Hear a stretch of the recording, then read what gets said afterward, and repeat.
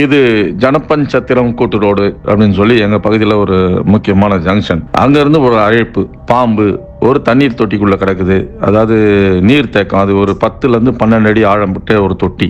அந்த தொட்டிக்குள்ள ஒரு பாம்பு, அது கண்ணாடி வீரியனா கட்டு வீரியனா தெரியல, நீங்க வந்து பாருங்க அப்படின்னு சொல்லி சொல்றாங்க. நாங்க போய் பார்க்குறோம். பார்த்தா நமக்கு தெரியுது, இது வந்து தண்ணீர் பாம்பு. ஆங்கிலத்தில் செக்கர்டு கீல்பேக் அப்படின்னு சொல்லி சொல்லுவாங்க. இது முற்றிலும் விஷமற்ற பாம்பு. ஆனா மேல இந்த கட்டுக்கட்டா வரி வரியா இருக்கிறதால பெரும்பான்மை மக்கள் இதை கட்டு விரியன் அல்லது கண்ணாடி விரியன் அப்படின்னு சொல்லி கிராமப்புறத்துல சொல்றாங்க. இது வந்து நம்ம தண்ணீர் பாம்பு விஷமற்ற பாம்புன்றதால சிறிது மெத்தனமா கையாளுறோம். பாத்தீங்கன்னா அதுல கொஞ்சம் அசந்தா கூட பாம்புகள் கடிக்கும் வாய்ப்பு இருக்குது. அதுக்காக தான் அந்த பதிவு. இது தண்ணீர் பாம்புன்றதால நம்ம வந்து மெத்தனமா கையாளுறோம். இது முற்றிலும் நஞ்சற்ற பாம்பு. ஆனா வந்து கடி வலி மிகுந்ததாக இருக்கும்.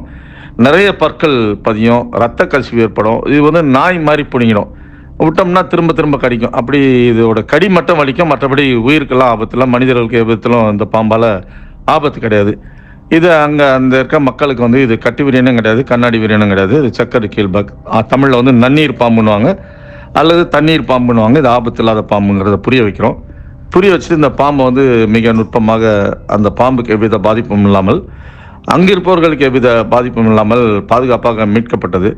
பின்பு இந்த பாம்பு மக்கள் நடமாட்டம் இல்லாத தண்ணீர் பாம்பு தானே, நம்ம இது பக்கமா நடமாட்டம் இல்லாத இடத்துல இந்த பாம்பை விடுவிச்சிட்டோம். அந்த பதிவை உங்களோட பகிர்வது மகிழ்ச்சி.